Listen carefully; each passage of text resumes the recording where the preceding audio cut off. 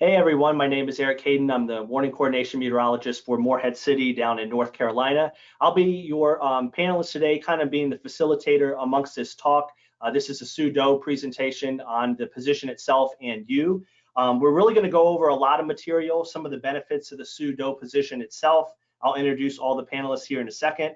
What does a SOO DOH actually do? And maybe some things that you didn't think of for the position. What skills do you actually need to become a SOO or DOH? We're going to talk a little bit about self-worth and also imposter syndrome. Everybody here doing this presentation has been nervous or didn't think they could do certain things in this agency, so we're going to talk about that. You are not alone with those thoughts.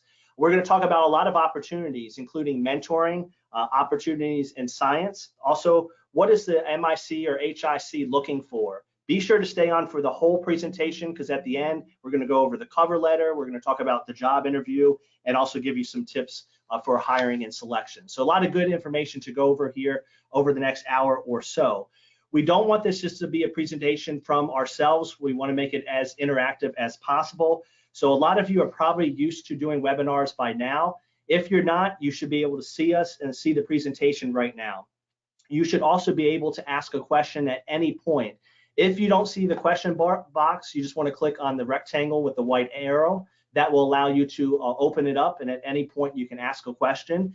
You can also raise your hand. We will call on you and unmute your microphones on your end so that you can speak. At this point, don't worry about background noise. All your microphones are muted, so you don't have to worry about that right now. We do have some poll questions coming up. We want to hear from you. We know a lot of you have already answered some of those questions prior to this webinar, and we'll go over those. Before we officially get started, we want to let you know about two handouts. In the handout section of the dialog box is something on job interview tips, as well as this PDF of the presentation. We know some of you are in operations. We know some of you are dealing with severe weather. Some of you are not even viewing this because you're on the overnight shift. All of this is recorded. All of this will be shared with you afterwards. So if you signed up, you will be getting this. And please share this with other folks in your office. Anybody that might have an interest in the SOO or DOH position, we really want you to share that with these folks in the office itself. I'm almost done talking. I'll turn it over to the panel. They're all listed here, various positions across Eastern region. We've worked very, very hard on this presentation, many, many months. Special thanks to Melissa for spearheading this. We've done this specifically because we're just not getting a lot of applicants for the SOO position itself. In addition, we don't have a lot of diversity in it.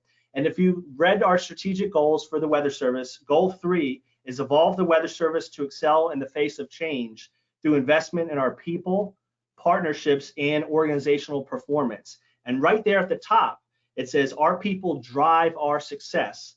We are dedicated to our science-based service to the nation. So it's all in there on our strategic goals, and that certainly includes diversity and inclusion for all. So that's kind of the impetus for this presentation, many, many months in the making. We have an awesome panel, very diverse. You have a WCM on here kind of doing the facilitation, a couple SOOs, we have a DOH, we have MICs, some of which have been a SOO before, but they are certainly on the hiring end of things when they're making those decisions. And we have a few folks from region. So a very diverse panel. We've worked hard over the months to make this presentation to you. And we really want to increase the enthusiasm in the SOO DOH position and also talk about some of the realities of the job itself. So I'm going to fade to the background. I'll be taking some of your questions in facilitation. You'll see me kind of briefly in the middle where Ryan and I talk a little bit about the WCM and SOO role. At this point, we're going to turn it over to Melissa. She put this question to you in the webinar before you, as you signed up. If you could have one word to describe the SOO DOH position, what would it be? And Melissa, I'll let you take it from there. Yeah, thanks, Eric. I'm really excited to be talking to everybody today and on this panel with some of my favorite people in the Weather Service. So we're here to start a conversation. We've been changing together as an agency, so it's important to look at some of our more traditional roles and how they've evolved and how each of you bring your own unique skills that can be perfectly suited towards a SOO or a DOH position. So prior to the webinar, we sent out this brief survey asking for one word to describe the SOO and DOH roles. So overwhelmingly, of course, a majority of you said science, which is fitting, and I love some of the other words on here too. I think you're going to see repeating themes throughout the presentation. So we've got teacher, communication, facilitator, and team builder. And yes, our SOOs and DOHs are knowledgeable, but they also know how to utilize resources and make the best of talent around them to better their own office. So Eric, we can go to the next one. So the second question we asked was, apart from an inability to move, which I know is a major factor for a lot of us, including myself, what's kept you from applying for a SOO or DOH position? If you weren't able to answer this ahead of time, you can also go ahead and type some answers in the chat box for your reasons as we move on to the next slide.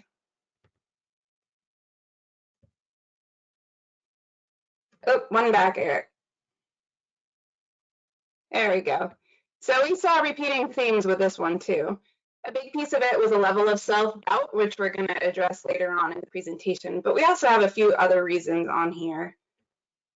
A lot of it was, I don't want to be a SOO or a DOH. I don't like to interact with people. I only have a bachelor's degree, so I'm not qualified. I don't have enough coding or research experience. I'm more of a relationship building and outreach type of person. And if I want to go anywhere in my career, I better take the DSS, WCM track, because that's where the weather service is going. And then there's too much focus on science and research, so I'd feel disconnected from ops.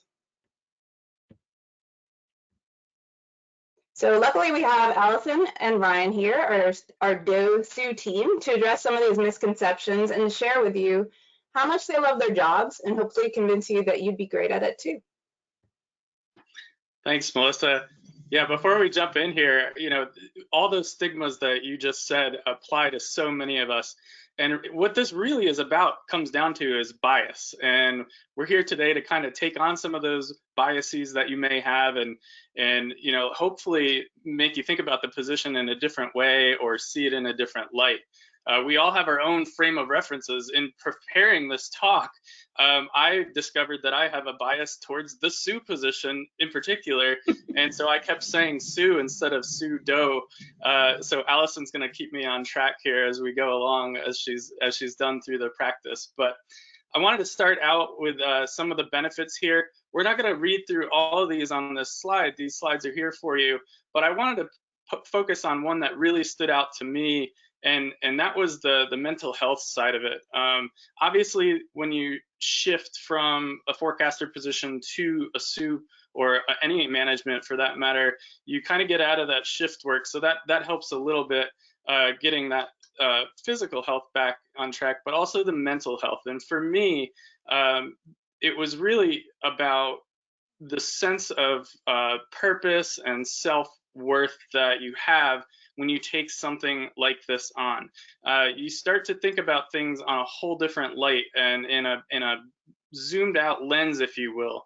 And for me, being able to look at the forecast process in a different way and make forecasters' lives easier, help solve the problems that they're having with their day-to-day forecast is really rewarding. And that for me was the biggest thing that I felt when I came into this job. And it's really a blank canvas, though. It supports all personality types that we have out there. If you're really good about digging into the science, there's a space for you in the SOO program for that. But if you're really good at program management and working with people, there's a space for you in the SOO program for that. So the important thing to remember is that once you get into the SOO DOH position, you have a network of other SOOs and DOHs that you can call on to complement your own skills, so you don't have to do everything alone. How about for you, Allison? Yeah, it's very similar for me as well. I find it to be a very rewarding position. When we all get into the agency, we all did so because we love the forecast aspect of the whole thing. And so I know a lot of people are concerned with the SOO position that you're not going to be involved with operations anymore. But that's not true. You still will be very involved with operations, but it goes beyond just working shifts. As a SOO or a DOH, you're going to have more time to devote to the research projects and activities that are going to enhance operations and improve things as a whole. And you're also going to be part of the management team, so you'll have a larger influence on the direction that the office is going to take. So, like I said, I just find it to be a very rewarding position. And aside from the scheduling benefits, it's been very rewarding, as I keep saying. So what was it like for you two going from a forecaster to a SOO and a DOH? Allison, if you want to start. Yeah, I'd say it was a little terrifying, you know, because I was stepping into the role, not having a whole lot of coding experience. And so our previous DOH in the office was very big on coding. You could pretty much write an application in an afternoon. So it was intimidating, but as I found my way in the position, I found it to be, you know, I love it. You know, this is the best job I've had in the agency. How about you, Ryan? Yeah, I think for me, it was a sense of, you know, a little bit when you first step in. I'm a very young SOO. I've only been in the position a year and a half. But when you first step in and you think about all the things that the office does that you're now kind of overseeing, it can be very overwhelming. But I think the biggest thing for me was learning that if you set the right environment in your office, your people are the ones who are really driving things forward, and you get to kind of move the puzzle pieces to put people in position to succeed and then build teams that really drive things forward. So the longer I'm in the position, I'm realizing it's not about individual skills and micromanaging things. It's about letting the skills that you have in the office really sing to what they like to do best, and pushing things forward in that way. And it's amazing what people can do when they're allowed to have the authority to make those decisions on their own and things like that. And guys, just to add to that, I'm a SOO who worked my way up the ladder at the same office here in Boston. So it was a change for me, you know, working alongside the different leads and meteorologists, and all of a sudden now you're on the other side in management. So it's you know, it's a little bit different, but it was a fairly easy transition for me. You know, it wasn't very difficult, and I am still, you know, friendly with everyone on staff today. The other transition was being a member of the management team, which is something, you know, we don't always talk about. But you're kind of the right-hand guy or you know, man or woman on the science side, advising the MIC or HIC. So you're kind of like, I always like the sports analogies. You're kind of the bench coach on the baseball team. You know, you're managing the staff and putting them, like you said, Ryan, in positions to succeed. But you're also part of the management team. So the MIC or HIC certainly has trust in you to make those decisions, and a lot of times also be in an acting capacity when they're not in the office. So you know, sometimes have to make the tough decisions, but you know, if you get along well with the staff, work collaboratively with the staff, it's a pretty easy transition. But you know, certainly for me, that was something that was a little bit different, being right at the same office. Thanks for that, Joe. Yeah, Joe, I always appreciated the story you told about how you're not really a coder, but you have people on staff who are awesome at it, and you're able to utilize their skills. Yeah, so I came in, I've been the SOO 14 years, which is it gone by in a flash, but I'm always more, and I always say operations is my middle name as a SOO. I mean, I'm definitely into the science, but I was always someone who wants to forecast. Even now, I love when I get a chance to sit in on the forecast desk and work the radar or work a tropical event, even though those are pretty painful in GFE.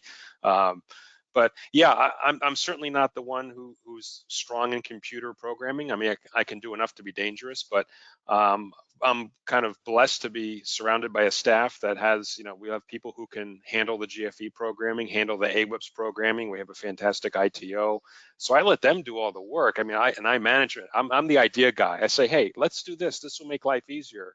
Can we do it? Sure, you know, and then they go off and they take care of it for me. So it's really more in the way, and I think we'll talk about this more, it's more in the way of managing the staff and managing the program and delegating. You're not doing everything yourself. I'm not writing all the papers. I'm not writing all the event reviews. You surround yourself with others who will help you do that and work with you. I mean, sure, I'm doing a few of that as well, but it's not on you to do all of those things yourself. You're managing and delegating. I think that's the most important part.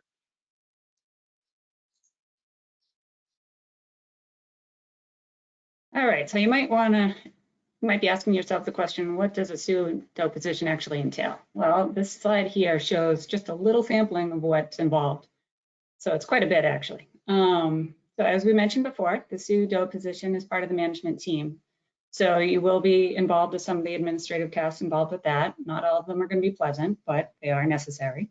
You will act as the acting MIC or HIC when called upon, and you will also be part of the hiring panels and helping the staff with their career development opportunities, and also be part of the student program to work with the future generation of the forecasters. And aside from being part of that team, you will also have the opportunity to serve on a whole variety of regional and national teams that are involved with the research to operations aspect, which can be hugely rewarding when you are able to introduce something to the office that's going to, significantly enhance operations.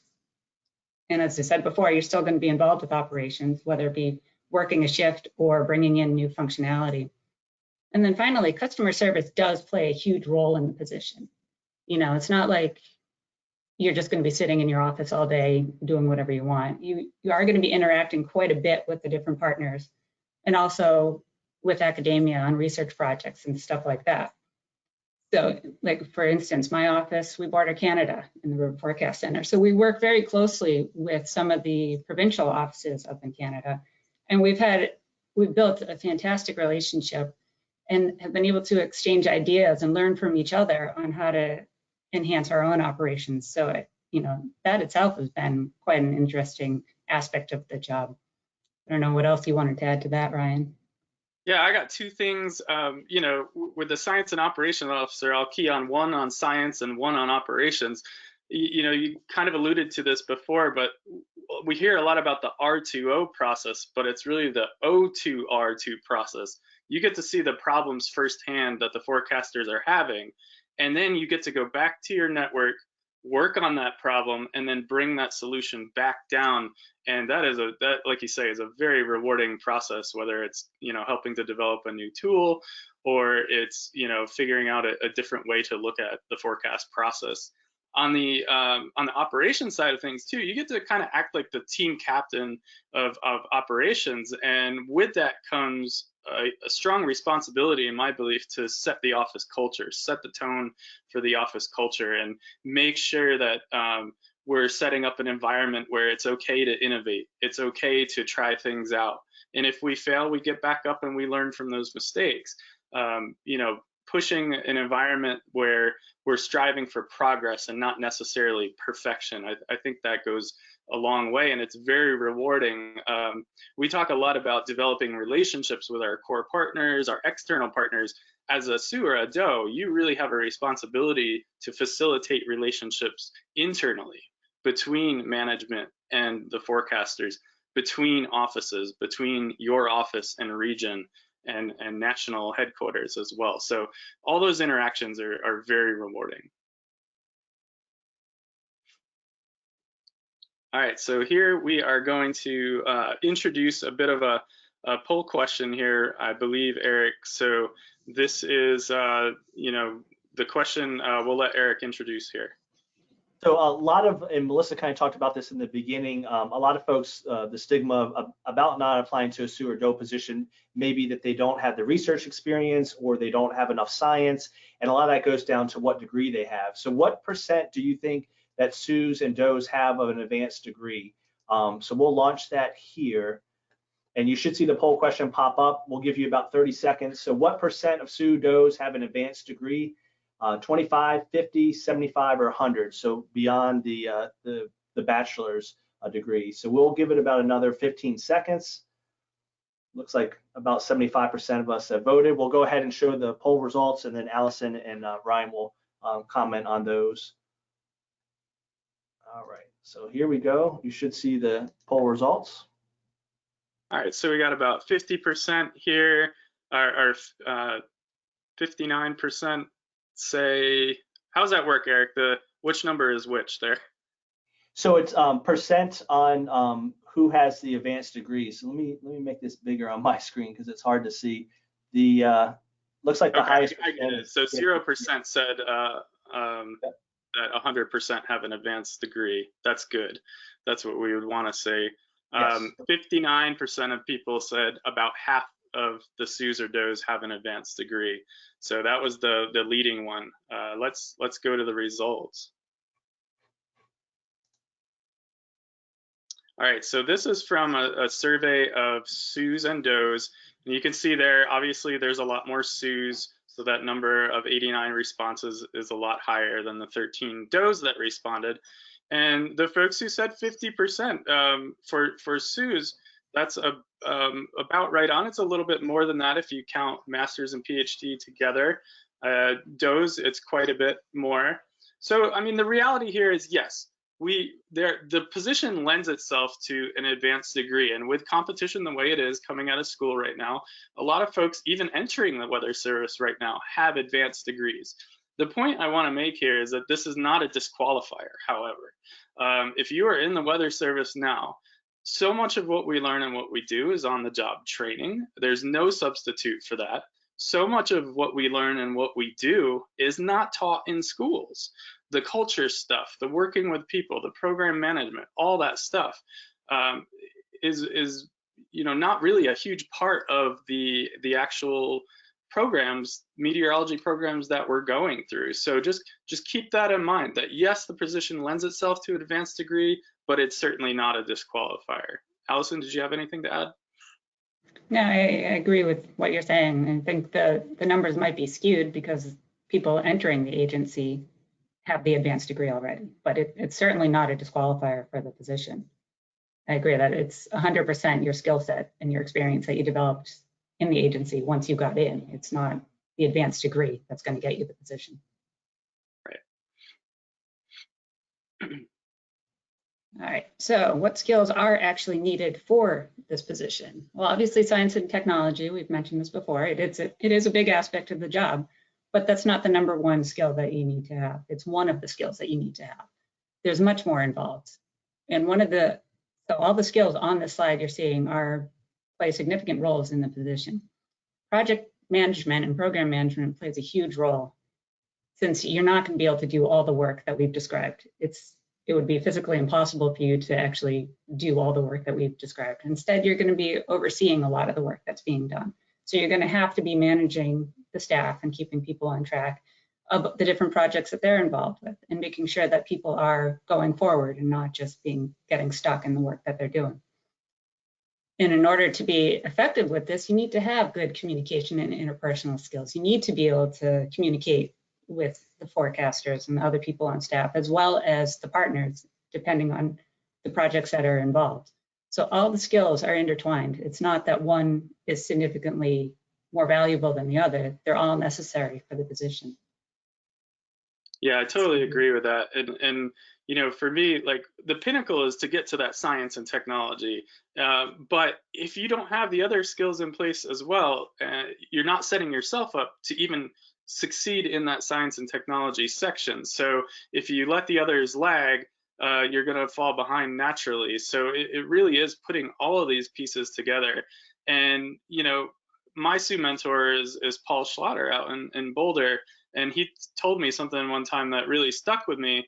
And that was, really push and do what you're good at. And then the rest of the folks that are in the office have the complementing skills that allow that puzzle to come together as well. So, you don't have to be the be all end all for everything in the office, but it's important to recognize that while the position is a SOO or a DOH, it's not only science and technology that allow a SOO or a DOH to succeed.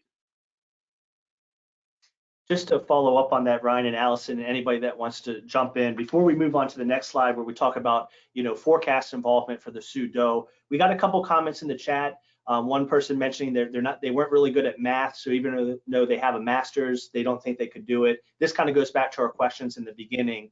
I'm only a GS12, I'm not a lead yet. So Ryan, you can speak to that if you want. And then also one was, I don't have enough experience in research specifically to be a SOO. So we kind of talked about all the different aspects: program management, leadership. Math wasn't mentioned there. Maybe highlight a couple things, Ryan, Allison, and Joe, I think jumped on to answer those. For sure. For me, a couple of those really stand out. One is that I went from a 12 forecaster to a 13 SOO, so that can be done. And two, I wasn't great at math. I had gone through high school, I got A's in math, and then I got down to the University of Miami, dumped myself in my first calculus class and got a C-. And it was a struggle all the way through. But at the same time, again, to the puzzle piece aspect of it, that's only one thing. And so, you have to be careful of the information you're being given along the way. I think a lot of people have tried or maybe wanted to go for this position, but then we're told you're not sciencey enough for this. You haven't done the math. You can't do this. Be careful about listening to every piece of advice you get, because you know, I'm a testament to that there are a lot of things I bring to the table. Deriving equations is not one of them, and that is okay. Yeah, I'll just jump in too on the math. That as soon as I heard that question, I had to jump on, because I was, you know, college B's and C's. I hated the math, but I survived it because I liked the forecasting and I wanted to get my degree. So I worked hard as I could, but still I didn't get A's and B's, and that's fine. You know, again, the key is, you know, what do you bring to the table? It's not so much about what you've done, also it's what you can do. So think about that. Don't just say, well, I haven't done enough research. I hadn't. I wrote one paper. You know, it seems like nowadays we're not writing as many papers maybe as we did 10, 15 years ago. But, you know, so then get involved. Find a research paper to write. You know, work on things that you think, you know, talk to somebody, talk to me, talk to Ryan, talk to Allison, anyone on the panel. Get some advice. You know, we'd be happy to help you. And also the science part has changed quite a bit, I'd say, in just the past few years. Look at what we're bringing in now.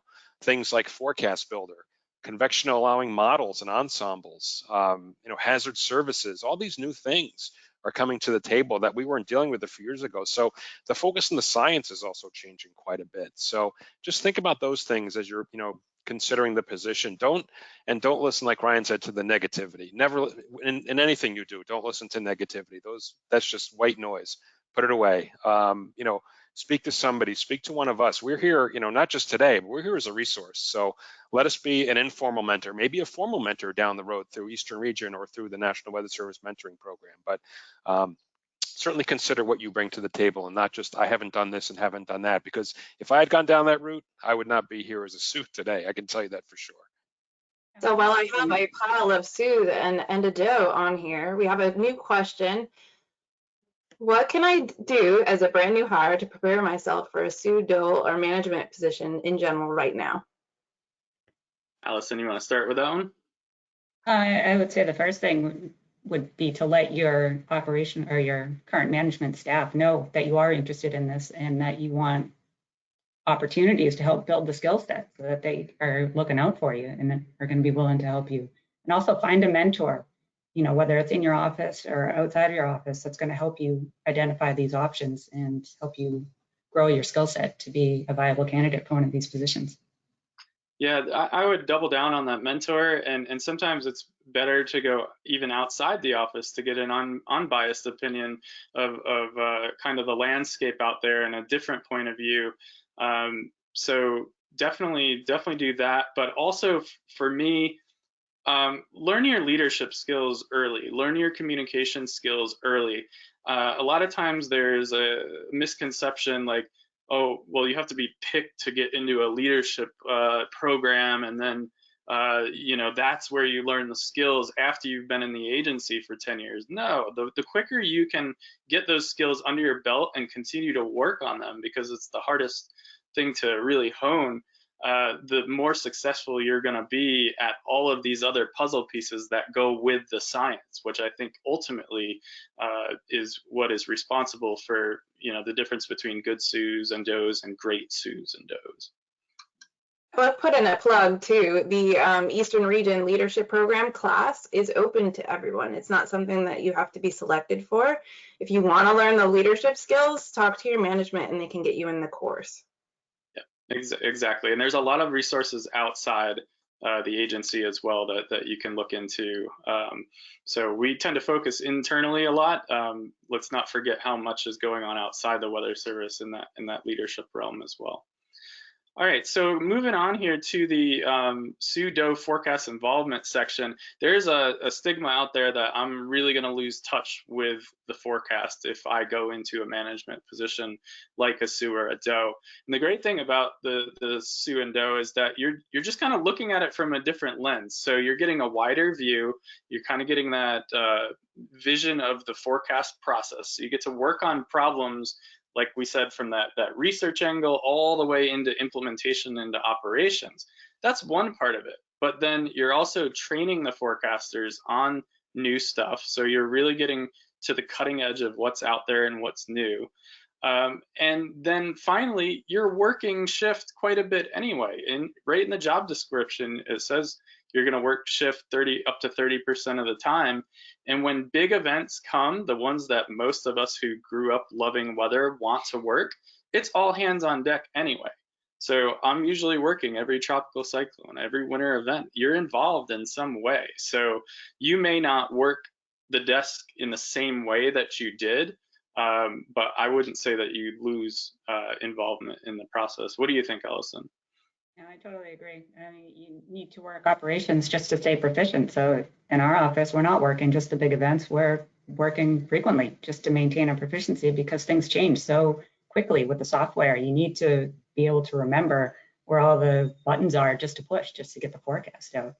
But it's also a good way to keep in touch with the staff too when you're working shifts, because you're sitting next to them for 8 and 9 hours. You're gonna stay in touch with them a lot more that way than if you're sitting in your office just doing whatever you're going to be doing, on a day-to-day basis. So it's important to know that you will still continue to work shifts in this position. You're not going to be divorced from the process at all.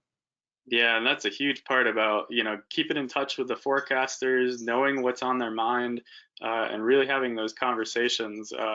I just came off of 3 evening shifts in a row, and it was so great to reconnect with some people that, COVID has really taken us out of the office a little bit more than we want to be. And getting back in there a little bit and getting our hands dirty in the forecast, that was really rewarding for me just this weekend. Yeah, it's fun to get back in there. Mm-hmm. All right, so we're going to bring Eric back in because I want to address this point. We're told oftentimes when we go on our career path that you're either a SOO person or a DOH person, or you're a WCM SCH person. And you couldn't possibly have skills that would transfer over to both. But I believe that the positions are more intertwined than ever. And Eric is my counterpart in Morehead City, and we work together on so many things. And Eric, I'll just hand it off to you to talk about that a little bit more. Sure. I have a couple of examples you can see from the slides. SOOs, DOHs, WCMs, very intertwined with what we do. Ryan, a lot of training in-house for our forecasters, and then I'm doing external training. But how does Ryan know what our partners need? How does he appreciate the area from a forecast perspective, unless he's out in the community? So the one I want to really highlight, a couple of these, the outreach efforts in the IWT, working with our partners. So one thing Ryan and I have done, whether it's hurricane preseason or winter outlooks, is we'll do preparedness talks, and we'll do them jointly. So in the case of a hurricane talk, I'll go over the impacts of any tropical cyclone. I'll forecast on a lot of the hurricane preparedness aspect. And then Ryan can talk about how NHC has beaten the models in many, many years with track forecasting. I'll talk about a lot of the things that we're good at with hurricane forecasting, and also some of our weaknesses, such as the strength, change in strength prior to landfall. So he would talk a lot about the science aspect when we're briefing our partners on an outlook like that. For the winter workshop, we did the same type of thing. We did a preparedness video. It was open to the general public and our partners. I would talk a lot about winter prep. I would go over our snowfall graphics that you can get online. And then Ryan did a neat thing this past year. He went into how winter forecasting is so difficult. He broke down the modeling, but also showed how just a degree of change in terms of temperature could make all the difference in the world with our forecast. So we try to bring him in a lot with the science aspect to be the expert on that when we're doing any type of outreach like this. So those are just a couple of examples, but also IWTs, again, when you're meeting partners, Ryan can understand their needs, get an idea, like he mentioned, working on shift the last couple of days, ideas from the forecaster, but also ideas from the partners to see what they need in the community. And it's all about the relationship aspect. When somebody calls our office, we want them all to be accustomed to everybody here, not just myself. So Ryan is on these briefings. When we have hurricanes, we usually split them up. And if that's the first time they're hearing Ryan's voice, or the first time they're seeing him, that trust factor is not built up. But if he goes with me to a meeting, an LEPC meeting, or any type of partner outreach, they get to know Ryan, and he's a trusted partner within our office. So we really try to get not only him, but anybody in the office itself out as much as possible. That's great. Allison, did you have anything to add on your side with the DOHs and SCHs? It's very similar in our office as well. It's more of a team approach now than it was before. So, and it needs to be. We need to know all the players involved. Yeah, and Eric, you summarized that well. So I don't have anything to add at that point. So I think we can move on to the next section here. All right, so now we're going to transition back to Melissa a little bit, and we are getting some comments in the chat. We'll probably address some of these, Melissa, as you go through the next couple slides, and we'll bring others in. So sure, yeah, and I think for some of these questions, I want to bring Barb and Andy in as well. So I joked, you know, with the imposter syndrome section that I was an expert in it, and come to find out, pretty much everyone experiences this from time to time. So I think it's really important to address it, especially the survey we sent out ahead of time. I see a lot of these answers throughout, so it threads throughout. It might sound something like these bubbles here. I'm only here because of luck. I'm a fraud. Others are better at this. I'm not smart enough. I don't belong here. I hope they don't find out I stink, and I better not fail.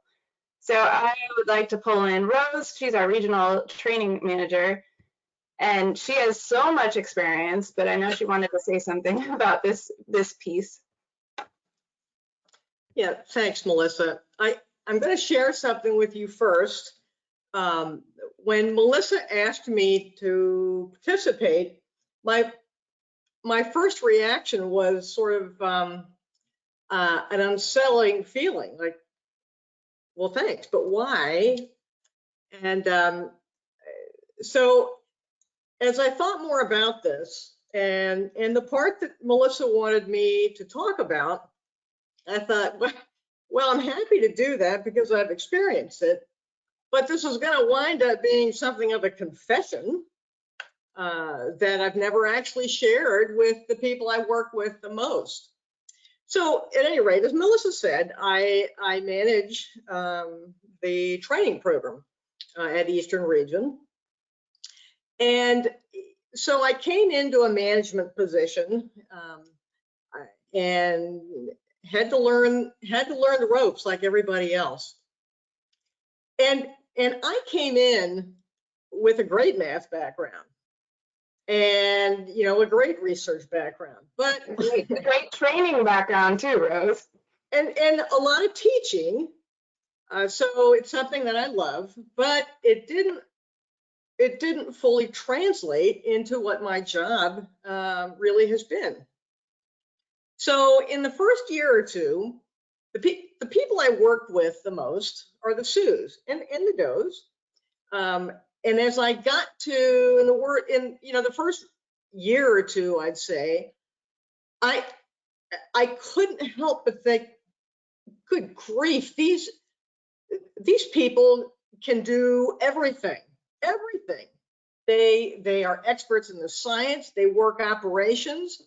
They've got all the technical skills, all the research skills, and I have to tell you that I was intimidated. And you know, I also came in with good communication skills. And yet, here are these people, so as far as I could tell, could do everything. And so it was very uncomfortable for me. And yet, these SOOs had jobs that just fascinated me and seemed to incorporate all the things that I'm interested in. So it got to the point where I thought to myself, you know, I would love to be a SOO. And I thought, yeah, no, you can't do everything. You know, you may have a great academic background, but there's a lot of things I know nothing about. And I wouldn't measure up at all. And you know, there was something earlier in this program that mentioned a bias in how you think. You know, how you think, you know, about yourself versus what you see and feel externally. And I was pretty quick not to even think about what I'm doing and what I do well. I was thinking entirely in terms of the people I work directly with. And, you know, here I saw all these scientists, but they also work operations. which not only do I not work on, but I have no background in. And that increasingly became uncomfortable to me. Again, this is a confession, everybody. And the more I thought about it, the more I thought, no, you know, I'm not going to apply for a SOO position, nor would anyone hire me.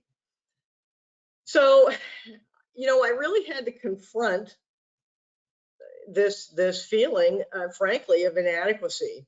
And I work with SOOs. They're the people I work with the most. MICs I also work with.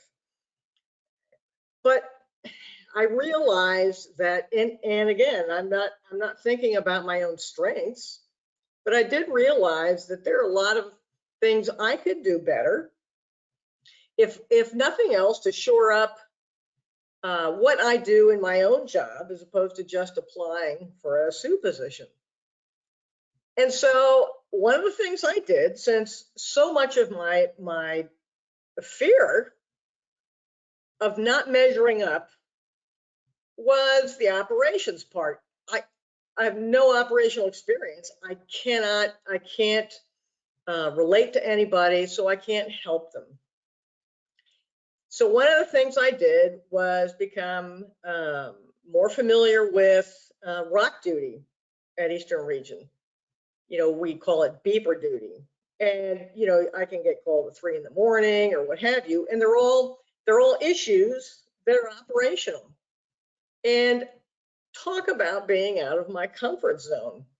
I stressed about this, and you can ask just about anybody at Region. I stressed about this for the first 6 months I was on ROC duty. And so it was tough, and I went right out of my comfort zone.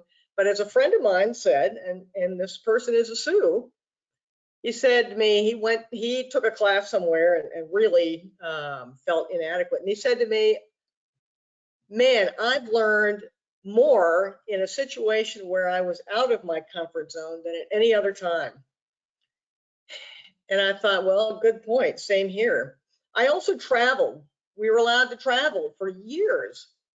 And so I'd go to forecast offices and I'd listen to forecasters a lot, but I'd also listen to the SOOs, and I'd hear things that I hated to hear, that I felt bad about, but that I had to do better. So that was another thing that made me feel awkward and inadequate, but I knew was important. I think that's a really important piece, Rose, is getting out of your comfort zone can kind of help with those feelings of, you know, like, I don't belong here. And I was telling this story before you all came on about how I was put in for conferences and I put in to do an oral presentation, but I always end up doing a poster. So the first time that I was ever selected to do an oral presentation was the opening session at NWA in front of 500 people following Louis. But it really helped me because I was like, okay, well, obviously I have, you know, information to share and I've got something going on. So those kinds of things, getting out of your comfort zone can really help. And another thing that helped was just hearing the stories like yours. And I remember doing the leadership course back then. It was the ERLDP, and hearing Andy Nash, who's on our panel, just, you know, talk about his weird career path. And I was like, I have a weird career path too. Like, cool, there's somebody else like me. I'm not alone in this. Well, you stole my thunder a little bit, Melissa, because I was going to talk also. I took the ERLDP, which is called CLASS now. And it turns out Andy was also my mentor. And so one of the things you have to do in these programs is have, you know, go through what they call 360 evaluation. And you have, you know, a certain number of your peers evaluate you, tell you what your strengths and weaknesses are and what you can work on. And then, you know, they're anonymous comments. And so they're very frank. And so I remember reading through these, and I thought, really? Really, is that what I seem like? Do I really need to work on this? I thought I was pretty good at this. And so it was so difficult for me that I had a call with Andy. And to this day, I remember this call. I went into the conference room, sat down with a telephone, and had nobody near me. And I called Andy up and I said, I just saw, you know, all these answers, and I thought I was pretty good at this, and they said I wasn't, and need to work on this and this. And Andy said, yeah, it's kind of hard to hear these things, isn't it? So, you know, this is what I was hearing, and this is what I realized that I needed to work on. And so that was an eye-opener, and it was uncomfortable, and you know, the writing was on the wall. So I went through the activities of the leadership program and worked on these things. You know, I became a member of the ROC, and traveled and listened to people I really respect. I talked to people at Region, and, you know, asking them, well, what are my weaknesses? You know, but you know, all these people are honest, but they also brought me back to, but Rose, in what you're doing now, let me tell you what I think you're doing really well at, and how you influence others. Yeah. And I never looked at it that way. And I think that plays into some of the next slides that we have too.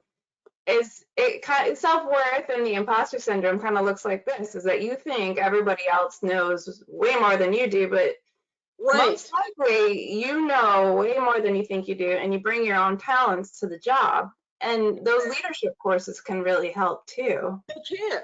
And I want to share one more thing as you know, I'll wrap up the confession part, but I will say that I had an intern a number of years ago, and she was still in school, and she was in a meteorology program. And so later on in her internship, I said, I want you next week to be the weather briefer for everybody. And of course, you know, her jaw dropped and couldn't imagine that she could do that. I said, I'll help you. They'll be glad to help in any way they can. And so she worked very hard, and by God, she spent a week doing the weather briefing for everybody at Eastern Region at 1 o'clock in the afternoon.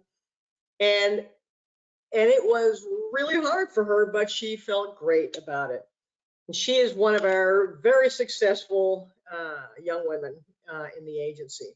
So I want to finish up this by something I learned later, which I found particularly revealing and a very important point, because it helped me, you know, in the way that I had to grow in the job and the way I was viewing myself. So Joe shared with me one day something that really helped me, and so I'm gonna let Joe explain what it was that clearly is very important and also helped me. Well, Rose, you're gonna have to remind me which story it was, because we talk all the time. But let me just first say, you know, Rose, you're telling us, well, I didn't know this, I didn't know that. Well, it works the other way. So you at Eastern Region, I mean, I get questions about training and this module and that module. I come to you. You know, I get a question about someone wants training on potential vorticity. Okay. I've got to go through, you know, WDTD or my fellow SOOs in Eastern Region. We have a chat thread, and we're always going back and forth on different things. So Rose, just remind me, because it's Monday, which story, because I know we talk all the time. So. What, you know, one of the things that you had mentioned to me is, and you touched on this earlier, you know, when you became a SOO, you know, as I look back on it, thinking SOOs could do everything, you know, you shared with me one day that, look, I'm a SOO. I'm in the Boston area, you know, SOO position. I didn't know everything right away, but that didn't stop you, and you became one of my favorites, Joe, and someone I think is a very strong SOO. So how did you get that way? Yeah, well, so when I was going to interview for the position, you know, and I'll probably talk a little bit more about this in the mentor part, but I was a lead and I was involved with the verification program, a lot of the science program. I was kind of in a way being groomed, you know, to be competitive, which was very much appreciated by David Valley, who's now the HIC at the Northeast RFC and my predecessor. But he told me, and also Jeff Wallstreicher at SSD, who's been a great, you know, probably informal mentor and friend for many years. He was my first SOO when I was in Binghamton as an intern. So, you know, they both told me, you're not going to know everything. You're not expected to know everything, but know where to go. And that was their advice to me on the interview too, for the SOO position. They're going to ask you, what if you don't know something? I know where to go. I can go to Rose. I can go to Melissa if I've got an aviation question. I can go to Ryan if I've got some really, you know, technical question, because he's a whiz at all that stuff. I can go to Eric if I've got a question about, hey, what's a good way we can put some tropical briefing templates together to really enhance, you know, our customers' experience, things like that. It's just, you know where to go. And right, and you mentioned to me too, if you weren't particularly strong right off the bat, you know, you had, you know, a very capable staff, so that you allowed them to grow as you yourself were growing into the job. Right, and I would say, you know, as a new SOO, you got to give, and it's true of any position, give yourself a year. You know, you need to learn the ropes of it, whether you're a lead, whether you're a SOO, WCM, MIC, give yourself a year to grow into that position and kind of make it yours. But yeah, absolutely, Rose. Like I mentioned before, I've got GFE experts who can run circles around me. I don't know what I'm doing. I'm lucky I can populate some grids on some days, you know? So they handle that. I've got ITO who's phenomenal doing, you know, new visualization maps for like coastal flooding. I can't do that. I can give them ideas, but I can't do that stuff. Glad. Yeah. I'm so glad you're saying this too, Joe, because it was a really important point that I wanted to make. And I saw it a lot with the responses of people who said, I'm not smart enough to do this. And Melissa, you're looking at someone who's now a SOO for 14 years. And I still go through some of these things that are listed on this slide here. It's natural. It's perfectly human. It's, you know, I don't see myself as, you know, an expert in by any means. I like that people come to me for advice. Yeah, I've got probably some experience, but I'm still going back like I was on day one. You know, this doesn't really go away necessarily. Everyone feels inadequate, so it's natural. So this is a pretty good transition. And Rose, thank you for being so open and honest with folks on this webinar, because I think that can really be hard. And I think somebody in your position and with your experience, it means even more for folks just coming into the agency or have been there for a while. On the slide, we've got a couple of tips. Melissa, let's transition to the mentoring part, and Joe and others I think are going to really tie this all together, because when you have those thoughts, I can't do this, I'm not good enough, or you need help, that's where mentoring comes in. And then at the end, we're going to tie it all together with the application part. So we're going to move on to the slides about mentoring, and Joe and I think others have some things. We've already kind of touched on this, so this is a good transition for mentoring, because we've already mentioned the leadership program. I wouldn't be where I am if I haven't had mentors through this position. So Joe and others kind of chime in the next couple slides how important having those mentors along the way are. And I think it's perfect that we have Joe and Allison, because they have both similar mentor stories that they can share here. Yeah, so you know, it's just a critical part of my development, not only as getting to a SOO, but getting, you know, from a general forecaster, which it was at the time, to a lead forecaster, having people to, you know, bounce ideas off of, get advice from. So for me, and you know, Allison, I know it's a similar story. We have the same mentor at David Valley. At the time when I was a lead at the Boston office, he was the SOO, and even prior to him, Jim Lee, who's now the MIC in Sterling, was the SOO when I was coming up as a general forecaster. They both worked with me, so I was able to lead the verification program for the office and did all the verification for winter weather, severe weather, and in doing so, I also was able to find out what we needed to train on, where weren't we doing so well, and provided that to both of them. David, you know, really, as I was growing and getting into a lead, really kind of helped groom me, you know, for the position, showed me interest, because I'm like, there's no way I can be a SOO. I'm a forecaster. This is where I'm going to end up as a lead, and that's fine, nothing wrong with that. But he goes, no, you need to you would be great at this job, and just kept encouraging me. And I was like, okay, you know, maybe I'll give it a shot. So then he was promoted to the HIC job. There was a vacancy, and I gave it a shot. I said, I have nothing to lose. You know, if I get it, great. If I don't, okay. You know, I'm still a lead, and I'm perfectly happy with that. But he gave me advice all the way, getting the resume set. He reviewed my resume a dozen times, helped me really set it in logical order and make sure all the competencies were addressed, which Andy and Barb will talk about. But just was very encouraging to me, always positive, helped me develop leadership skills, which is something, you know, I was lacking a little bit. You know, I was a lead, so yeah, I'm leading shift, but he also had me get involved in things that I could. I was in the bargaining unit and in the union, so I was union vice steward for a while. Then I became union steward, and that's a great leadership opportunity for everybody. You're working with the MIC or HIC to change things in the office. I mean, that's a powerful position, and one, you know, that gives you great leadership experience. So that helped me tremendously.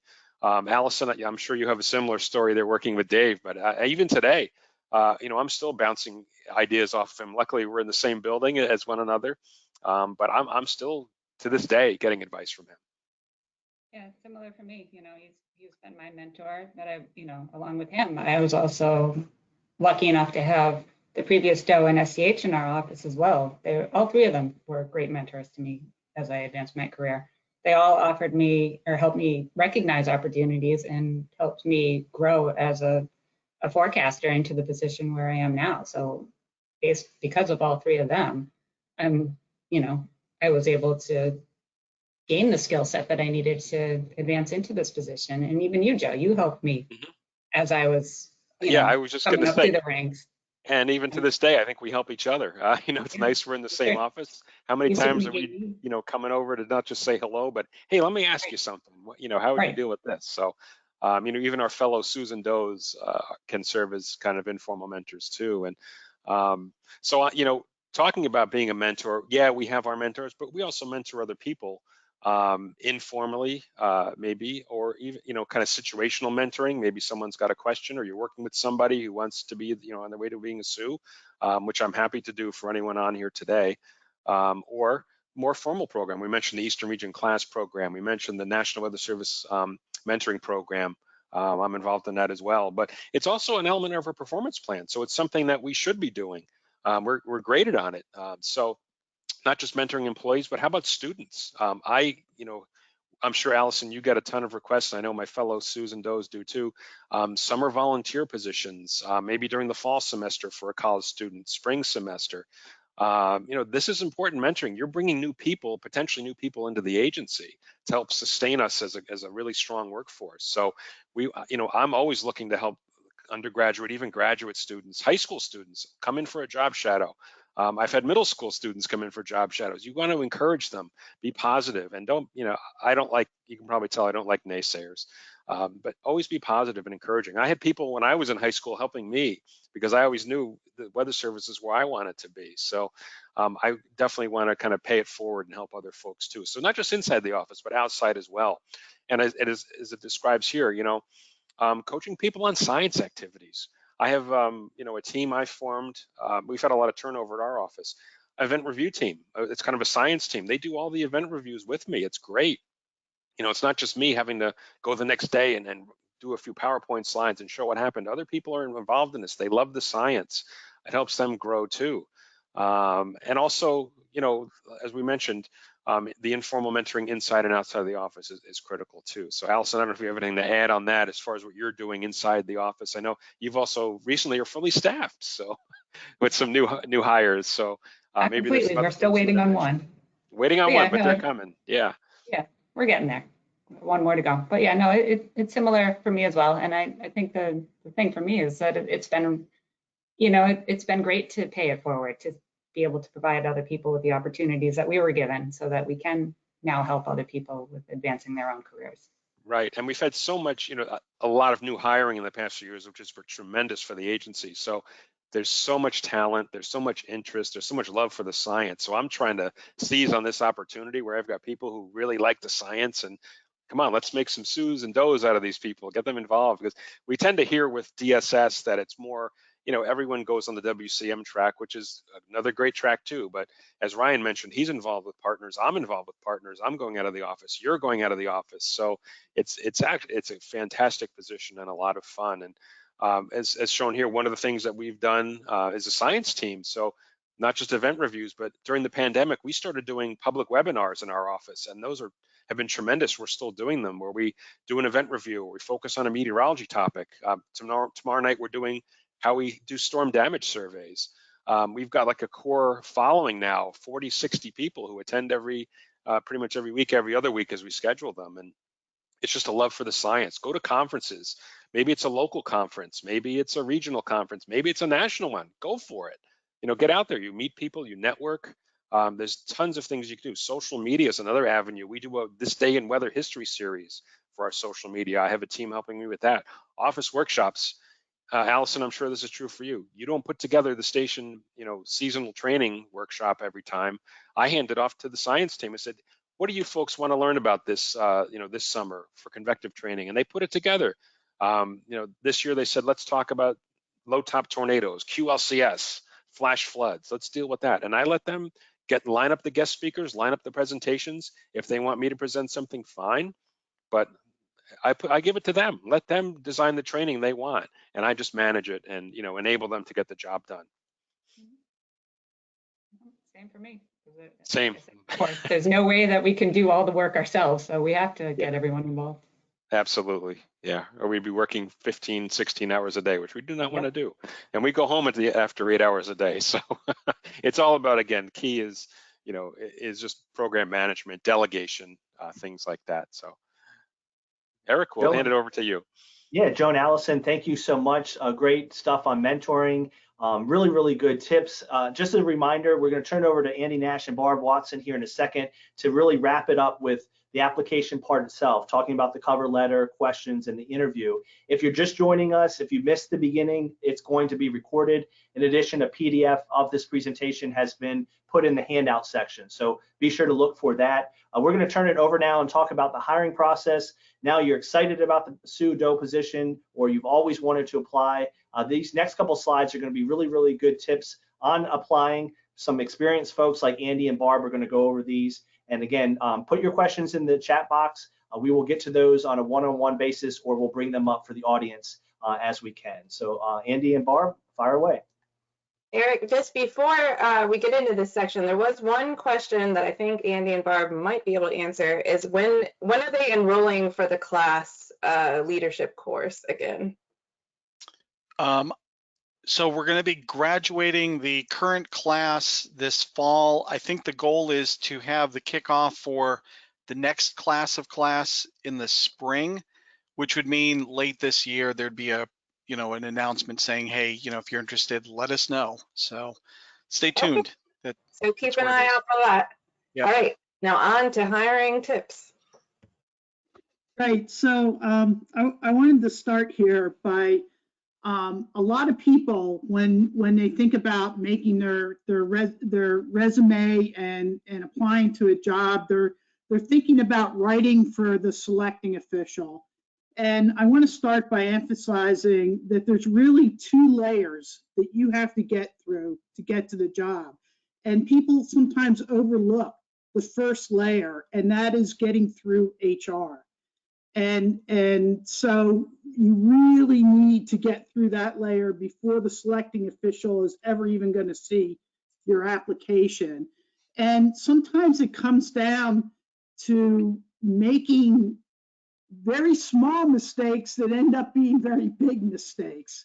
So you really need to read and reread the announcement to make sure that you're following everything, doing everything exactly as indicated, uploading exactly what HR is asking you to upload. And I'm gonna give you an example of what I say is kind of a simple mistake but critical mistake. We had a vacancy last year that somebody kind of clicked the wrong thing when you're going into, say, the questions. And one of the questions had to do with what type of job are you,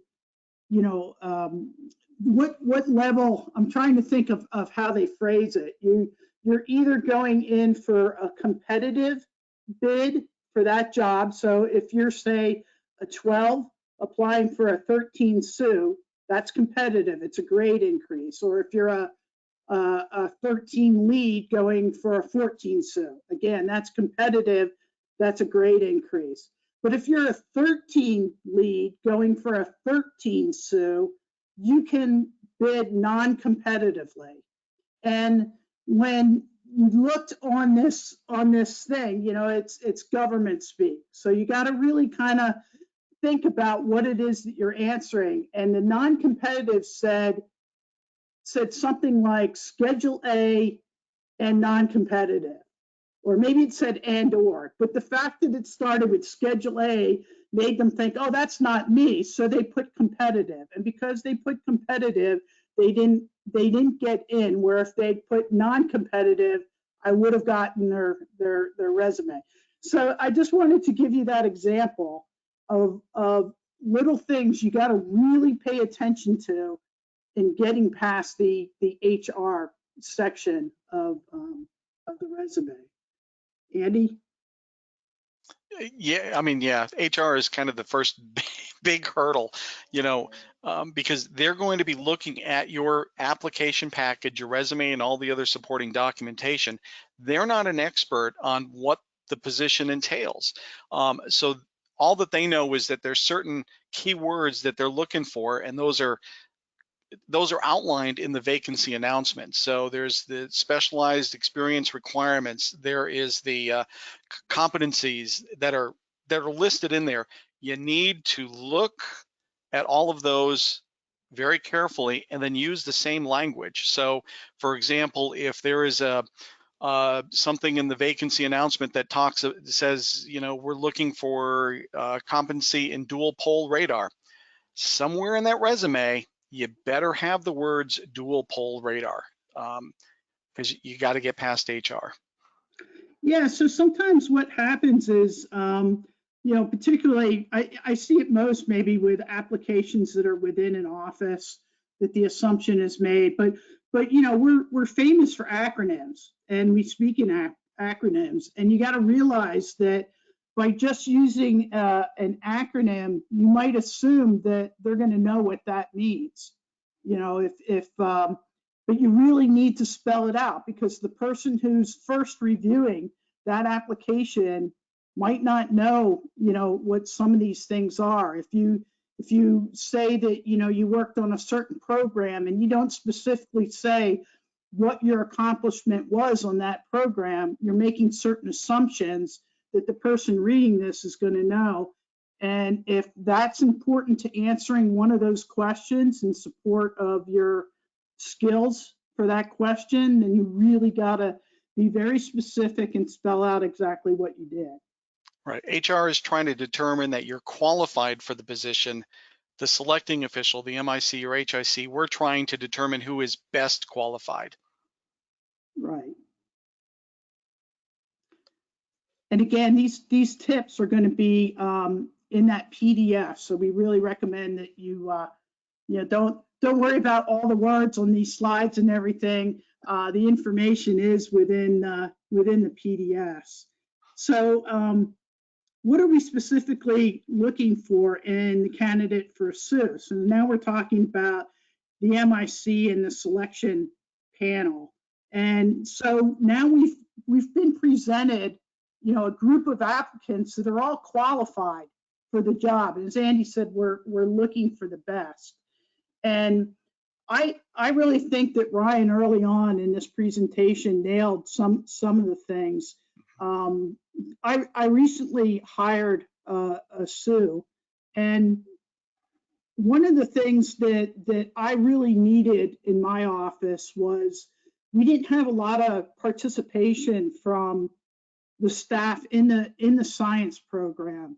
So I really needed somebody who could come in and have some people skills, had some passion for the job and science, and get others involved to build that science team, to build groups of people working on event reviews and local research. And so I was looking for those people skills and some of the other softer type skills that you need in that position.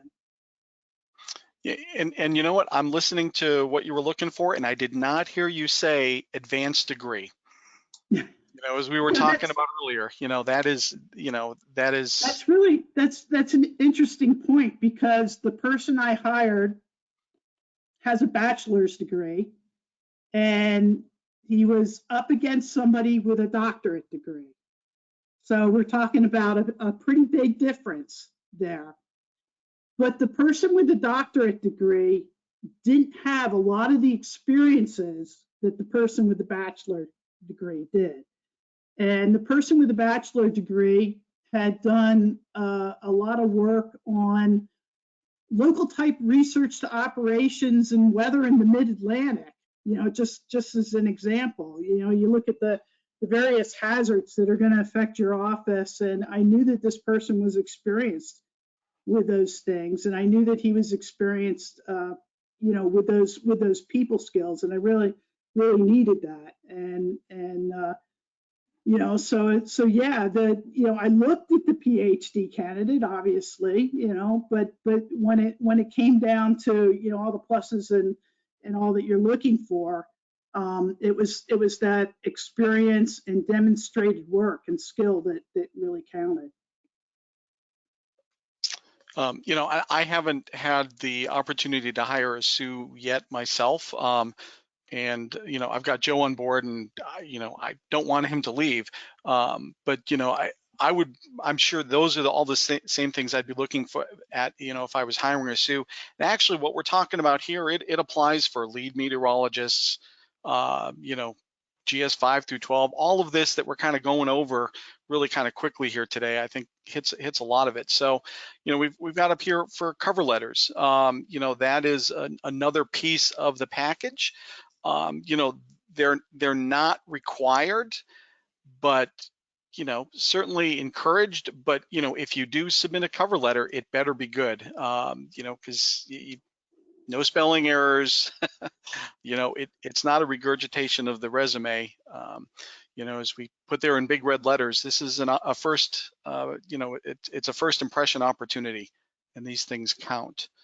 Yeah, I want to hear from the person, more about what they're going to bring to the job. Like you said, not from the standpoint of what's necessarily in their resume. I don't need that regurgitated, but I want to see a little bit of passion, a little bit more from the heart, so I can really, something that helps me get a real sense of who this person is and how they could fit into our office. Yeah. So Barb, one of the things, a lot of the vacancies, they go out in their bulk, multiple offices. And at least what I've told people is, you really can't do a personalized cover letter very well when you're applying to multiple offices. Because it would be nice if I saw a cover letter that said, "Hey, dear Andy, here's who I am," and you can't do that if you're, it's a dear Andy, dear Barb, dear Ross, type of letter. So what would you suggest in those situations? If they want to do a personalized cover letter. Well, you could probably, generically address it to, dear MIC or, something of that sort. But I think you can still speak to the position, even if you're not speaking specifically to a particular office. Yeah, and you got to put some thought into this. Could I jump in here a second? I wanted to ask too. One thing I remember doing when applying was, yes, I had the generic cover letter online, but then I actually reached out to the management teams of the places I was applying to, and I kind of got a little inventive with the process where I sent a letter to the MIC, but then I sent a letter to the WCM saying how I would work with them and that in that position. I sent a letter to the ITO saying how I would work with them in that position. So that's a little bit extra, but it is a way to kind of show a little bit more than just the generic. And the other thing I recommend to folks that we almost never see on panels is a personalized website, because you have the ability there to not just put a bullet point on your resume that I wrote our Python code. You can actually show them that Python code and what it produced. And so you can really go beyond what is, I mean, you have the limitations of the package that we have to do, but then there are ways to get creative outside of that process to be able to, because when it's you up against, you know, how many other people, and it's an office that you don't work with, you get one shot. You get one shot to really introduce yourself and set yourself apart. So how are you going to do that? Yeah. Good points. I would just say, you know, if you want to, you do your application and then you're going to do a follow-up. Maybe I'm going to do a personalized cover letter or something to the manager, the MIC or HIC. Wait until you know that they've got your application. I've gotten over the years a number of people that send me a cover letter or a copy of their resume. It's like, hey, I've applied, here's a copy of it, and they don't make it past HR. So, you know, before you go to that next step, make sure that that you're going to who you think you're going to. Yeah, listen, I've also received, you know, on a person who's put an application in, I'll go in and look at the cover letter, and it says, you know, I'm in State College, Pennsylvania. It says, you know, why they want to work in St. Louis, and I'm like, well, you're not coming to State College. Yeah, I was going to just add something real world about exactly what you all are talking about. Last year I was on a hiring panel, and there were a lot of applications that came in. And wouldn't you know that more than one of these had resumes that the sender, the applicant, obviously did not ask someone else to look at.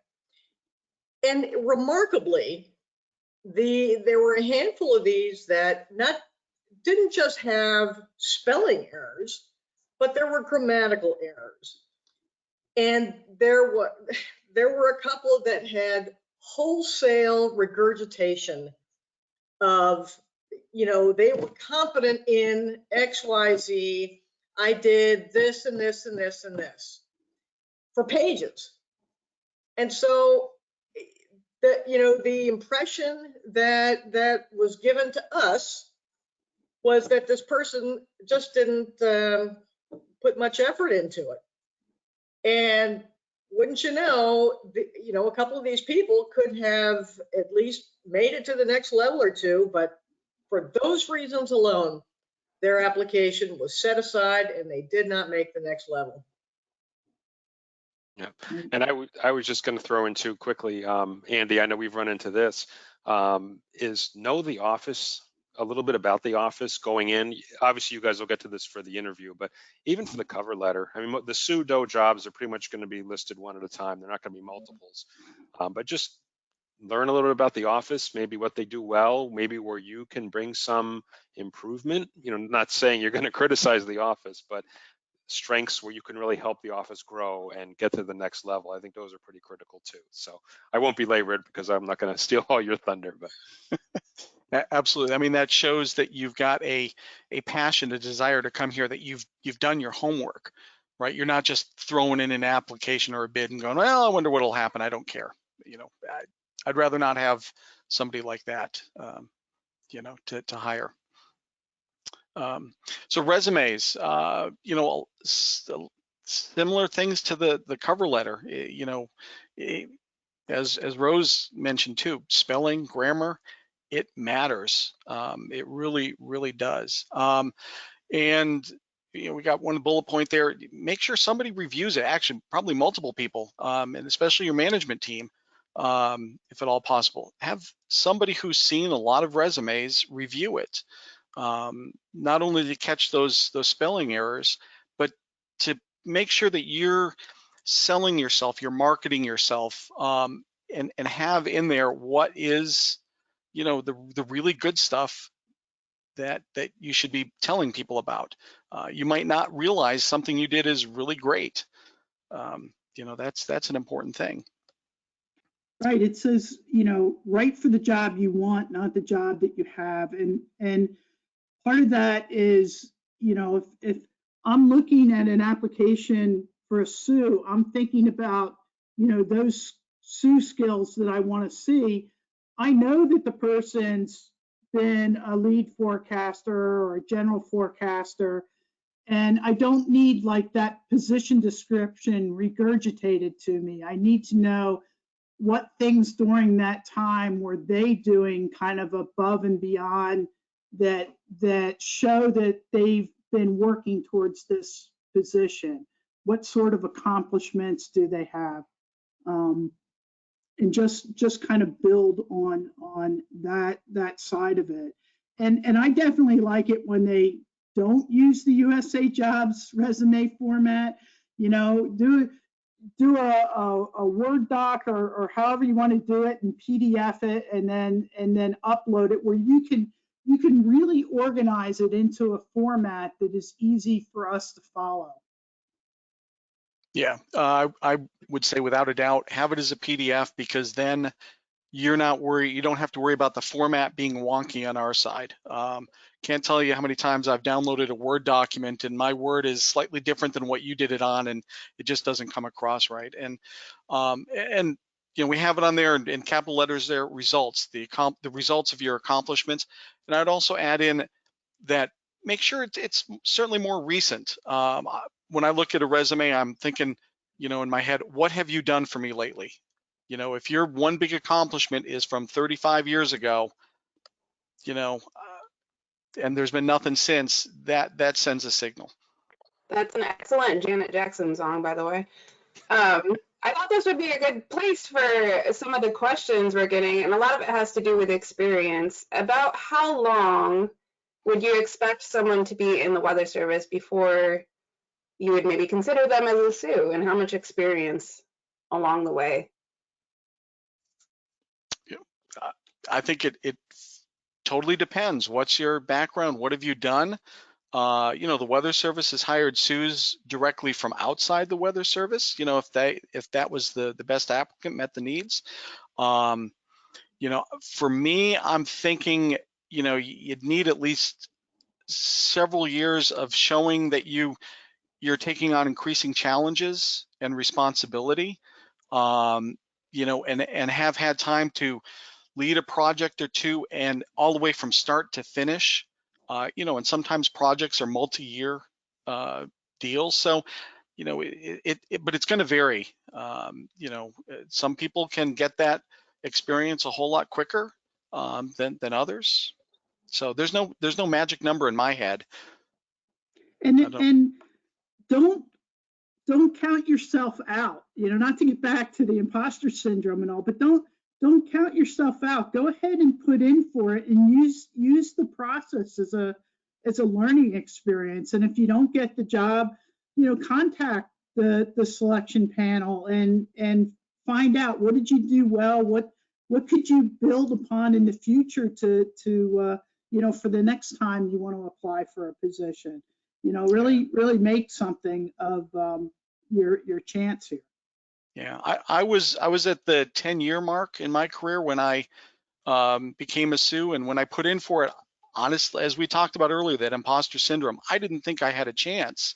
But I thought, well, let me put it in, and see, and if I don't get it, because I'm not expecting to get it, I'll get that feedback and find out where do I need to, go from there. As it turned out, I ended up getting the job, and it was a scary thing at that point. Like, I got the job. What do I do now? I got to be a SOO. But it's the SOO is a great gig. I'm sure on the DOH is just as great of a position and a job within the Weather Service. Yeah, and I can add to that. As I was mentioning earlier, when I was giving serious thought to applying for a SOO position, that was exactly what I was thinking. That the operational side would be make it null and void. But as I thought more about it, the experience that I do have would have helped. And I And as I took on more positions of authority and different experiences, I became more confident that in fact, if I did apply for a SOO position, I would at least be more competitive, and would at least be considered. And there are SOOs out there, as Andy mentioned, there are some SOOs out there who don't have an operational background, but who, the MIC has decided brings a lot of different skills and experiences that would make them a good SOO. So on the flip side, we have a question here, whether a publication is necessary to become a SOO, a research publication.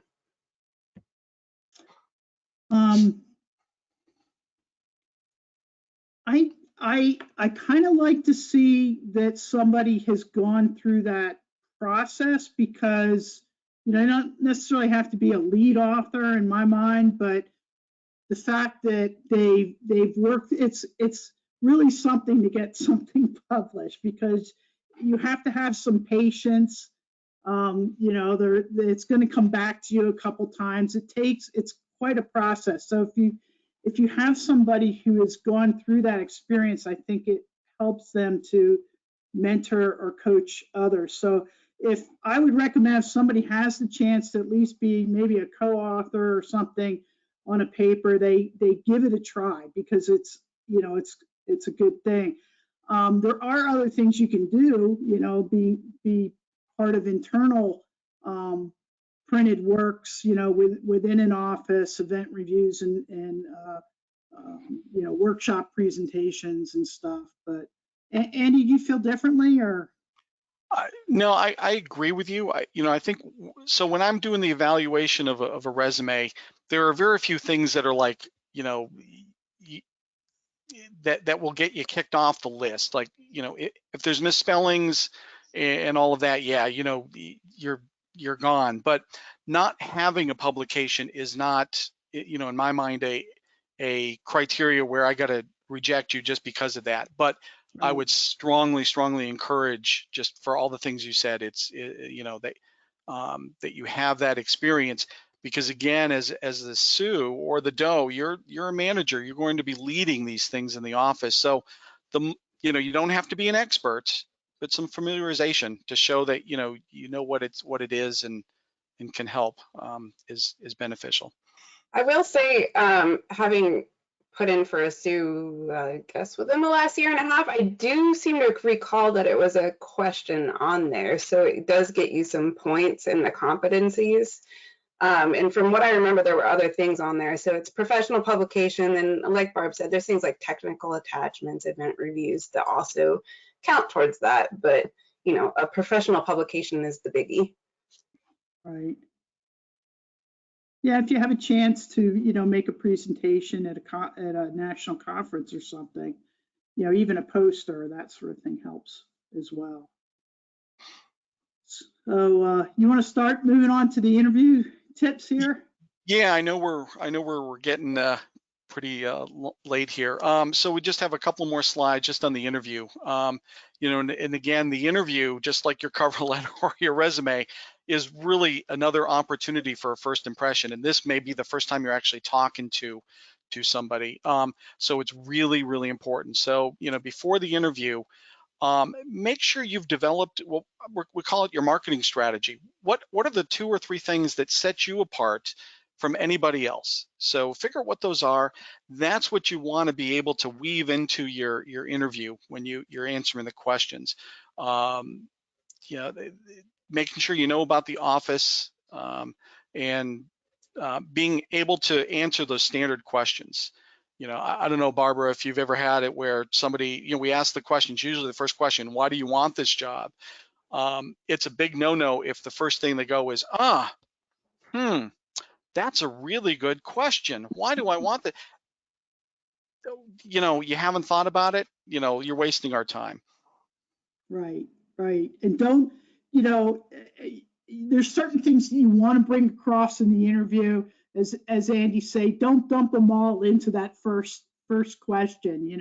You'll have opportunities. We want to draw those things out from you. So, you'll have those opportunities. And when I get to the end, I always try to give the person being interviewed an opportunity, was there anything else that you wanted to tell us type thing. So, yeah. Yeah. And then while you're doing the interview, again, it's a very stressful, situation when you're being interviewed. So, what do you want to do? Just take that deep breath before things start. Always answer truthfully, because if you try to answer in the way that you think we want you to answer, basically making things up, and we select you, you basically sold yourself as somebody who you're not, and we're all going to be very disappointed in the end. On those interviews, even on the phone, enthusiasm comes through. You don't want to drone on, I want this job because it is the next step in my career. Again, enthusiasm. We want to get to know you as a person. What makes you tick? And at the end of the interview, often you're given a chance to ask a question. Maybe this is an opportunity to ask something where you can kind of promote, a particular skill of yours of how you think you could help the office, in the question that you've asked. Yeah. Don't ask about basic things. How expensive is it there? We that shows us that you haven't done any research. Right. For the job. So ask some good questions, think about it. Again, it's all the preparation, think about all that ahead of time. Talk to your management team, have them practice with you. If it's for something at a different office, ask your management team to run you through some mock interviews. The more experience, the better. It really does show. And just one quick thing before Eric pulls the cane on us. Oh, I was going to add on something. Oh, okay. I was going to say, and this is right from our DRD, do not stop applying. You might not get the job, but there's probably an office that's a good fit for you out there. Mm-hmm. I think almost all of us, if not all of us on this panel, have had some kind of failure where we applied for a job and did not get selected, but we were later selected for different things. So keep trying. I was actually going to add one, Melissa. This Andy gave me this tip. I don't know if he remembers. It was a long time ago when he was in Burlington, and I was still on TV in Plattsburgh. The one about writing down the question as they're being asked. Don't jot it down where we can hear you on the other end writing them down. But let's face it, as prepared as you are, there's going to be a few questions that you have to think for a second.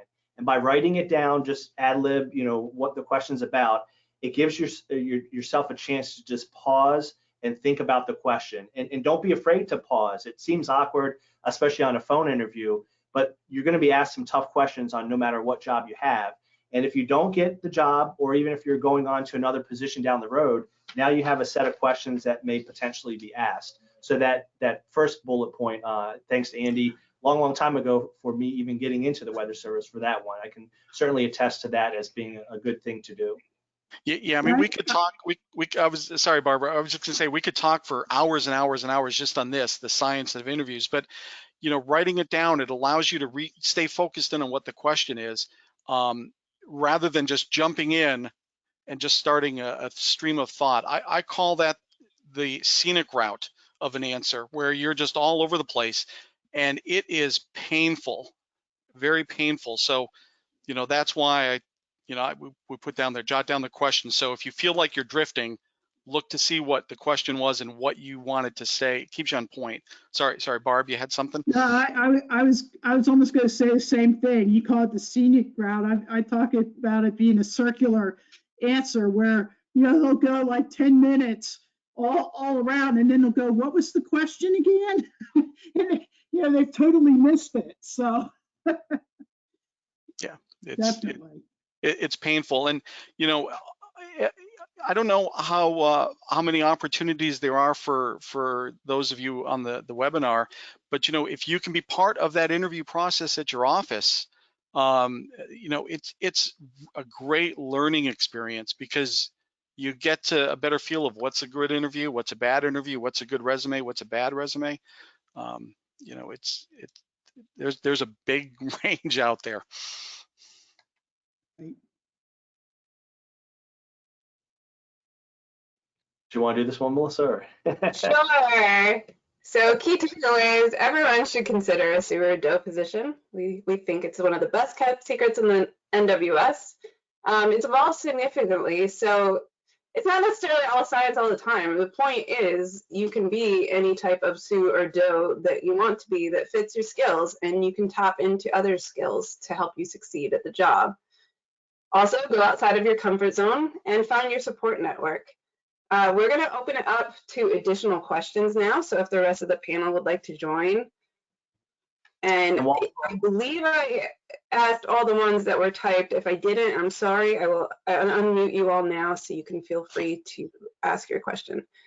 So Hey, I'm Melissa. unmuting all participants, but keep in mind you still need to unmute yourself as well. Melissa, just before we are waiting for some questions here, you know, the one thing that came up is we painted a pretty rosy picture of the SOO DOH job, you know, sunshine and lollipops and kitty cats, science cat. You know, there's also some challenges for it. You can have your tough days too. You know, luckily I work for Andy, who's the best boss in the world. You know, I have to say that, so I keep my job. But no, they were, you know, there are challenging days. You know, say I've been through cases, we've had a weather event, we didn't perform so well, and I kind of take that personally as the, you know, I'm the batting coach and the team isn't hitting well. You know, I didn't prepare them for this event, so we have to go back and constructively go through it. What did we do wrong? What do we need to change? What do we need to train on? So there, you know, and then there's the days with management. You know, maybe I'm pinch hitting for Andy, who's on vacation, and something big comes up, and you know, regional headquarters needs an answer now, and oh my goodness. So you know, it can be stressful too. It's not all, you know, it's a wonderful job. Don't get me wrong, but you also have to be prepared for some of the challenging days too, which can drain you quite a bit. That's a great point. You know, I have a terrific supervisor and has been supportive over the years, and I have grown in the job in large part because of his support and his guidance, which I didn't always appreciate actually, or didn't agree with. And that's been important, but even given that, and the fact that I get along with my colleagues terrifically, I mean to tell you, there are some tough days, and you'll have tough days with your colleagues and your supervisor, who you may admire. So there is no position where you won't have a tough time. Right, and remember too, you're part of the management team, so the MIC or HIC makes a decision, you support it whether you agree with it or not, and you do not Right. say anything negative to the staff to undermine that decision. That's very important. You have to be a united front with your management team too. Right. So just a couple reminders as we wrap it up. Melissa's looking through some of the questions now. We'll field it to the panel. The other thing is raise your hand. We want to hear from you. So both Melissa and I, we can kind of look through the list. If you want to do an audio question, raise your hand. We will unmute you on our end, and then you'll have to do the same thing on your end to give an audio question. Melissa, I don't see any hands raised. So It looks like I did miss a few questions though in here. Yeah. So I have a question. What is the best way to conclude an answer during an interview? Ooh,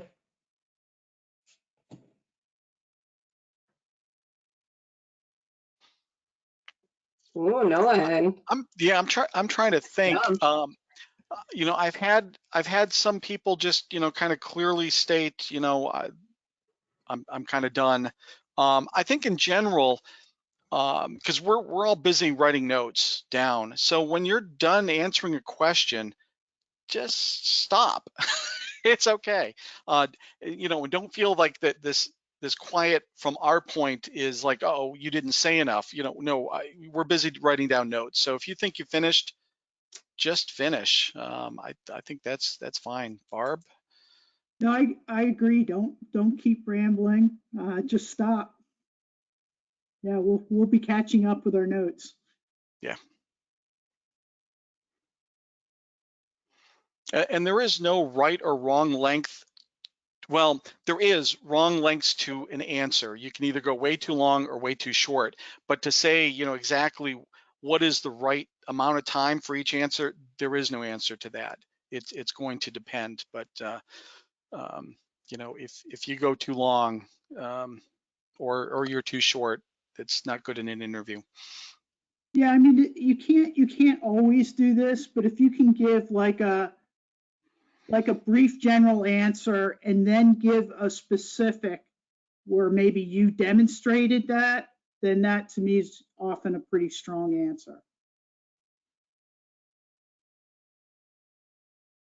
I have a question here about clarifying which materials can be sent directly to the office that are not included in the packet to HR.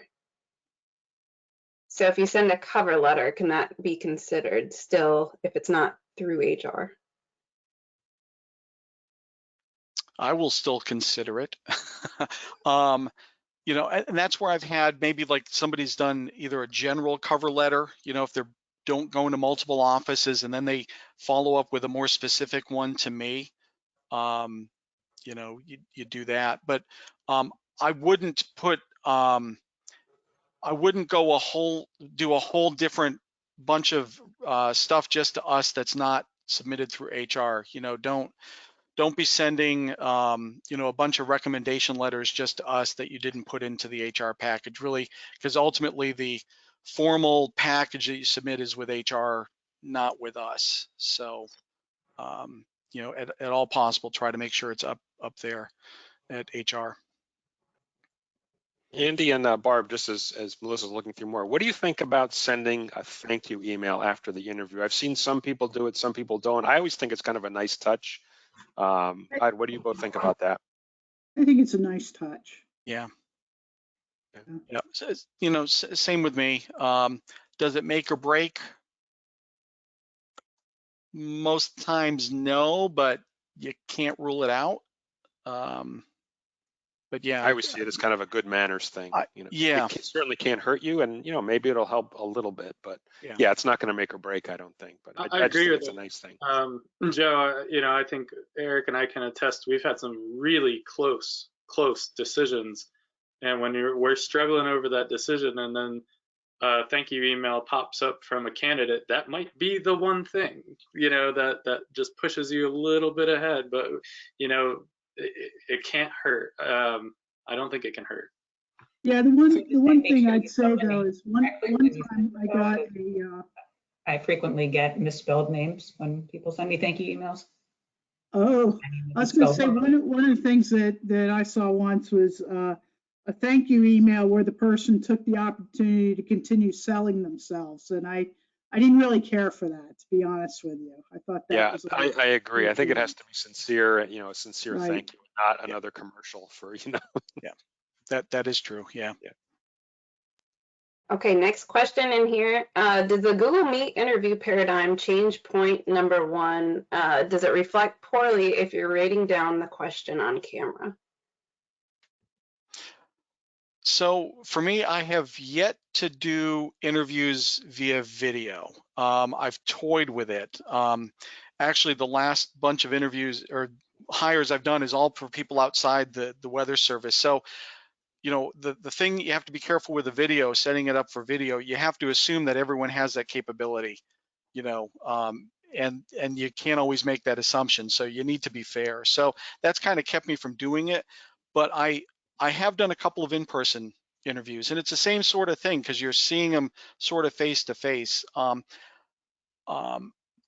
me, I don't see if there's a problem if they want to write something down. That's fine.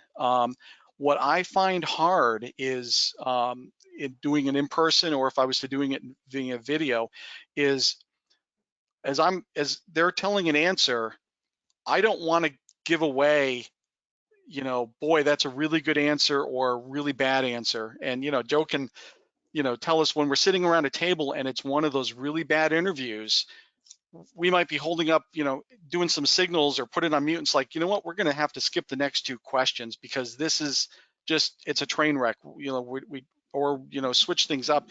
You can't do that in person or in video. And so the way I look at it, it's kind of a disadvantage from my perspective.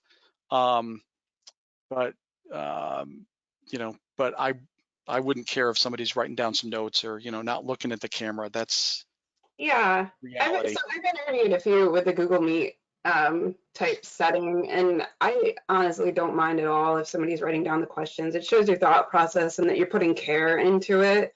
Yeah. Especially when you have multiple item type questions, you know, where there's like 3 pieces you have to answer. And if you're writing it down, then you're not going to end up asking me to repeat it 5 times because you're nervous. So I think it's fine if you write it down. Yeah, we've had Google Meet interviews with where somebody's written down, and they actually, you know, taking that, like we said before, taking that extra minute in the process of writing it down, you know, their answers tended to be very thoughtful and very much to the point and came across very well. So we didn't see it as a problem at all. Yeah, and one of the best pieces of advice I ever got early in my career was that it's okay to say that you're nervous too, because it shows that you care. You really are invested in it. So it's okay if you're saying I'm nervous. You know, I'm just going to take time to write things down. That's okay. Yep, it's expected that you're going to be nervous. It really is. Question here, should the resume be 1 page or multiple pages? If you can fit your whole accomplishments on 1 page, you know, you're not getting a job. Yeah. Yeah, certainly by the time you get to the level that you're applying for a SOO, it's going to be multiple pages. With that said, you know, I don't want a 20-page resume. You know, I don't want a list of every course you've ever taken in the Weather Service, and I've seen that. Yeah. So, you know, pick out what's important, but, you know, do what you have to do to describe your accomplishments and experience. Yeah. I think it goes back to that, you know, what you've done and what the result was. So not necessarily filler, like, oh, I was a member of X team. Well, what did you do on X team? So it's more the type of content and not how much is in there. Mm-hmm. So if you have a page of really great accomplishments, that's awesome. But like Barb said, you know, by the time you're applying for a SOO, you probably do have more than 1 page. Yes, and just organize it. I suggest bullets, not a long narrative. You know, don't do run-on sentences, because we're looking at that resume and we're trying to find information about you to basically grade you. And if you make it so convoluted we can't find all the good stuff, you don't get credit. I think too. Go So ahead. just one more point. On when you get to this level, whether it's a SOO, DOH, WCM, MIC, I feel like there's this transition that happens from individual accomplishment to how are you going to help the office forward? How are you going to help others and bring them with you so that everybody around you becomes successful? And that's a real big shift, especially when you talk about traditional resumes and cover letters. So think deeper about what are you going to bring to the table that's going to help not only you but everybody else around you move forward. That's a really good point, Ryan, is you're shifting, you're a real leader for the office at that point that you're bidding on management. So we're definitely looking for ways that you have shown leadership. Yeah, and just to kind of follow up on that, my accomplishments, you know, that I have to submit to Jason as part of my performance review, or if I was to do a resume, it's not everything that only I did. It's what my team, you know, my accomplishments are things that Joe led, and it might be the research that one of the forecasters did, you know.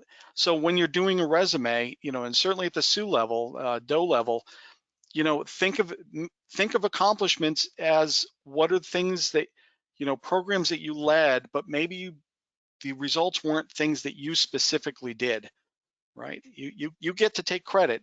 You know, if you're the aviation program manager, you take credit for all things aviation in your office. There was I was on one of the recent SOO panels here in Eastern Region, and there was a great question, which is no right or wrong answer, but it was, which gives you more satisfaction, presenting a paper or study at a conference, or helping a forecaster on your staff present a paper at a conference? I thought that was really a great question. You know, for me, it's the latter, definitely the latter. I get much more enjoyment out of that. But there are people who enjoy presenting, and that's fine too. But just interesting way to present the question. Okay, I'm going to read one more question on here, and then I want to just open it up. I assume nobody really wants to hear us talk for more than 2 hours here. I'll open it up for verbal questions. Does it make a difference on competitive versus non-competitive? I made it through on competitive panels, but didn't know I could select non-competitive as a 13 to 13.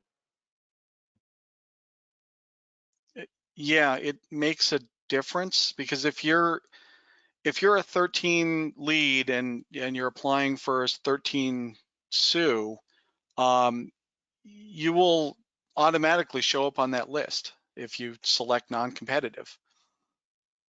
So, you know, yeah, so it gives you an advantage. If it's a competitive bid, I think we only get up to a certain number of people, and I'm not sure what it is. Barbara, do you know? Is it something like 20 or 25 applicants? If there's more than that on a competitive panel, then we don't see them. I think that's the case. I'm not sure, but I know, you know, like in the case of what I saw happen, you know, where maybe the person didn't spell out those details of what they were doing within their job, and you know, they're looking for a certain program management skill, and they said, oh, this person isn't qualified because they don't have that program management skill at that level, and so they didn't qualify. But really, they were already at that level. They should have been qualified. I don't know how to put it, but that's how it happened. So by putting competitive instead of non-competitive, they had trouble meeting one of the standards that was in the questions, which they should have met, but you know, it's just part of the problem. Thank you for that. I actually learned something here too. So again, everyone is unmuted. You'll have to unmute yourself additionally if you want to ask a question, but go ahead and ask a question if you would like.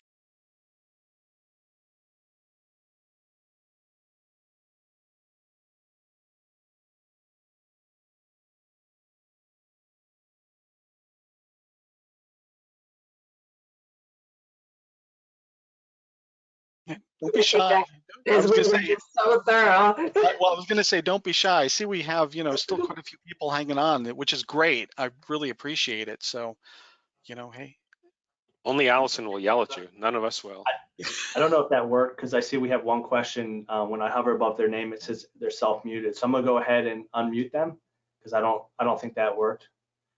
So there's a Kayla on that wanted to ask a question, or at least raise their hand. So you're unmuted on our end. So you just need to unmute on yours, and you can go ahead and ask. Or if you accidentally raise your hand, just lower it and we won't call on you. But you're open on your end.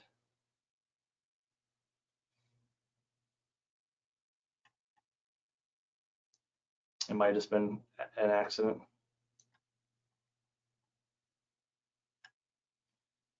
I'm not sure if it unmuted everybody, Melissa. That's why. I have a. Yeah. Did somebody say something? People are watching this webinar just out of curiosity. Oh, sorry, can you repeat that question? It kind of cut out a little bit.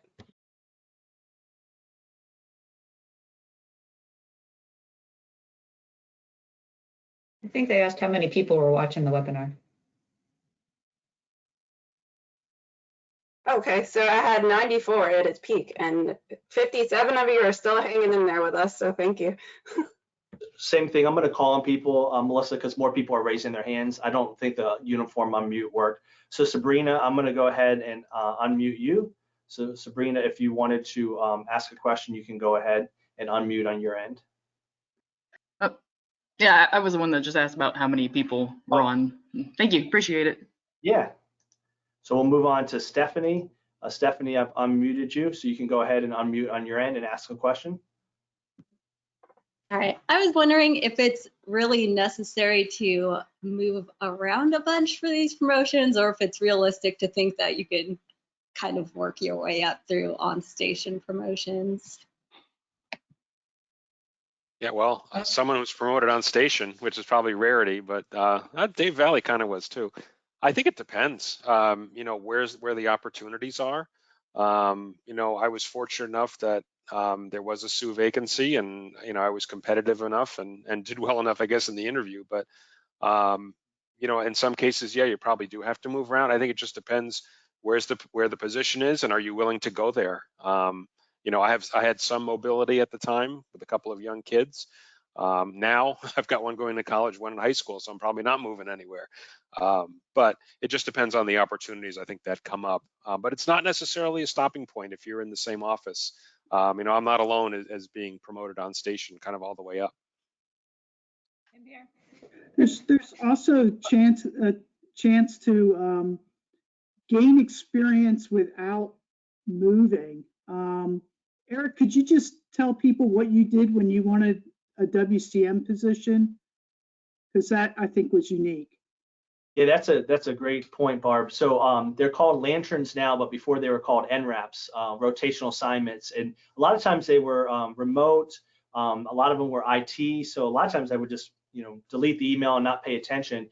But back in 2016, I think it was, they had a remote assignment in Kansas City. You had to go out on your own, you know, there's no per diem or anything like that, but you could do those assignments, you know, in person. And so I did a remote one, or an in-person one with Andy Bailey, the WCM for Pleasant Hill. So like Barb said, not just those, but there's other leadership opportunities and remote assignments that you can do either virtually or in person, where you have to go away for a couple weeks. You can get a lot of experience that way. I know, Ryan, you've done the HWTs, the DSS boot camps on the WCM or SOO side. So any opportunity you can get outside of the office without moving, there's still those opportunities there. And when a hiring manager sees, hey, Eric went 6 weeks in Kansas City on his own, really interested in the WCM route, I could do 10 more Skywarns, but something like that really separates yourself. So there's a lot of opportunities. We mentioned the leadership program itself. Anything that you can do from the office, either remotely or by going away a couple weeks, will help, you know, set yourself apart for sure. And they're called lanterns now, so I would definitely, before they used to come out like a certain time of the year, but now it's a year-round concept. So look at those and consider applying. I know a lot in the Office of Education and Outreach, they have those, you know, throughout the year. So those are good opportunities to get other experience outside the office to help set yourself apart. And yeah, I Eric agree with also, that. oh, go ahead. Sorry. Yeah, Sorry. when I was in a position a while where I didn't want to move, and doing those things, I did NRAPs as well. But also, like Melissa at Region, you know, you can reach out to your regional program managers, see what they need help with. You know, they can't do everything on their own either. So I worked with Kim McMahon up at Region for a while on tropical stuff, and then that really turned out to be a great thing to have on my resume, going to a tropical office to become a SOO. So when I finally did make the move, you know, that came in really handy, and I didn't have to leave my inland office to get that experience. That's an awesome point, Ryan, because we always have national working groups, regional working groups. There's always things we're trying to make better, and we're always looking for people. And I have different people in the Eastern region that maybe email me more than others with questions or just ideas. And those people are always in my mind, like, okay, this group just formed, or we're going to work on this project. Who would be good for that? And I think of the people who are in contact with me a lot, because they're just reaching out more often. So we definitely have working groups and other things that we can get you on. Yeah, and I was just going to say the same thing. Go to your management team, your SOO. I mean, Ryan, we always get a ton of emails asking for, hey, we have this regional project or a national project.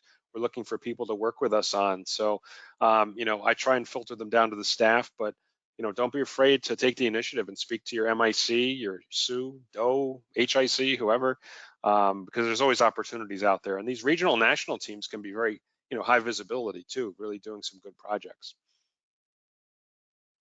Just make sure your management is aware if you're reaching out for, or you're applying for some team or working group or whatever though. Got another question here. Josh, you're unmuted on our end, so you can go ahead and unmute. Yeah, thanks, Eric, and thank you everybody for your time today. I have a question. I've been at a national center now for about 3 years, but I still might like to come back and try and be a SOO in the future. I'm wondering about what you all think about that career progression, and if I've heard that it can be a detriment to try and come from a national center because you're out of operations for so many years and then go and try and be a SOO. I wonder if I could get some commentary on that, what you all think about that progression. I'm waving my hand because I worked at NSEP and have made my way around various offices. Andy's shaking his head too. Yeah, no, it's not a detriment. I would just say it's always about what have you done for me lately. So what are those accomplishments? What have you done at NSEP? That's great stuff. And stuff at prior to that, it's all about what you are making, I guess, out of your position and your opportunities. But for me, if I saw somebody that worked at NSEP and was coming in wanting to be a SOO, I'd be like, hey, there's a big bonus here. They know the NSEP system. This could be a way where maybe we can start some project working with WPC on something different, and it opens up possibilities. Yeah, I think you have a really broad view, and at least at my time at SPC, we were so in touch with the latest research and things that were coming out, like facets and TIM and all that. I would think that being at a national center would translate really well into a SOO job. But you got to be sure that you're playing your resume to those strengths. Yeah, I would say the same exact thing. Like you really want to sell that. That's your angle. That's your way to set yourself apart from the other 30 lead forecasters that all have the exact same. You bring something else to the table, and what folks are looking for, hiring officials, is not just how you fit. There's this culture fit, but there's culture add. What are you adding to the table that we don't already have that's going to make us stronger? And having that perspective can be that culture add. Yeah, I can add to that, and Andy knows this directly. The folks that come to Eastern Region are pretty quick to move on if they want to, because they've had terrific experience, managerial and otherwise, or teams, or working with other people and working with SOOs, and there's a lot that they can do before they apply, for example, for a SOO position. So it's all about how much you have done and accomplished that's made a difference that can get you somewhere that you want to do. What do you think, Melissa, speaking from being at the regional office and then you still work at shifts at the office, that might be something to set them apart, especially if you're at NSEP? I don't know how it works at Sterling, but if you could show that motivation of still being in touch with the local FO in terms of shifts and what they're needing, that anything with any job that you can do to separate yourself. Like as everybody mentioned here, you bring that unique perspective coming from a national center. Hey, and I'm so passionate that I want to get back to the field that I maintain proficiency by working at Sterling once in a while. That's another aspect that would be above and beyond. And I think that's so key too, and at least for me in a regional position, like I want to maintain that connection regardless of if anybody hires me as a SOO or a WCM down the road. Like I need to know what the field needs are, and the best way for that to happen is for me to immerse myself. But if you're trying, eventually to get out of like NSEP or CWCU into a WFO, it does help that you're going to the office and you're working those shifts and you're making contact with management there, because then they know what you're capable of, they know your personality, how you mesh, and maybe it might be that you go to that local office first, but then you go somewhere from there, which is kind of what happened to me, because I worked at SPC, and then I worked at a CWCU, but I kept going to the forecast office and bugging Ross all the time and being like, I'm really interested in all these projects, and he eventually hired me on too. So it's definitely worth having that connection if you're able to make that work. Maybe talk to your management about doing some WFO shifts. That would be awesome. Yeah, doing those sorts of things, it also builds up your network. You know, if you're on regional, national teams, build up the network, because you never know when you're going to come across somebody who 5 years down the road is going to become your supervisor. So. And I will say, as someone who had a weird career path, it's almost better to just be open-minded about what your future positions will be. Like, I was talking to someone this morning and said, I don't really make plans anymore about what my future is going to be, because if you talked to me 15 years ago, I would not have said I'll be at Region living on Long Island. So just be open-minded. There might be an opportunity that maybe isn't your top pick of what you want to do right now, but it could lead to something else down the road that's really great. Like, all of my experiences kind of culminated in this position at Region. So keep an open mind about things that come out, or even, like Eric said, lantern positions, things like that can really help you. Yeah, and I think if you don't focus so much on your success point being I got the job or not, and focus on the journey to getting towards that job, if you've done even an interview where you don't get the job, you've put something in your pocket to get you just a little bit closer the next time. And so really enjoy that path, because rest assured, when you do get it, and you eventually will, there's another goal and you're just going to be pushing towards that. So make sure you enjoy the ride along the way too. I don't see any more verbal questions. There's a few more in the, then we'll probably should wrap it up, Melissa. A couple more that came in. One easy one. Yes, this webinar has been recorded, so cross fingers, everything goes well as we close up. We'll share this with you along with the PDF of the presentation and the job interview tips that was shared as well. If you want to download it now, just go to the handout section and you can click on either one and download it, but that will be included with the recording in the coming days. And I just want to thank everybody for hanging in so long with us. I know it's a lot to listen to people talk for 2 hours, but I really appreciate your attendance, and I really appreciate this panel. It's been so fun working with you and hearing your stories, and I'm glad you were able to share your stories with everyone else too. Yeah. Thanks, Melissa. And I put a note in the chat for anyone who has any questions or wants to follow up. Feel free to contact me via email. I'm more than happy to talk to anybody to provide advice, answer questions, whatever it may be. So I'm sure that goes for the rest of the crew too. Feel free to contact Absolutely. us. Yeah. All right. Thank you so much, everyone. And we will send this recording out when it is available, assuming all goes well. Take care. Bye.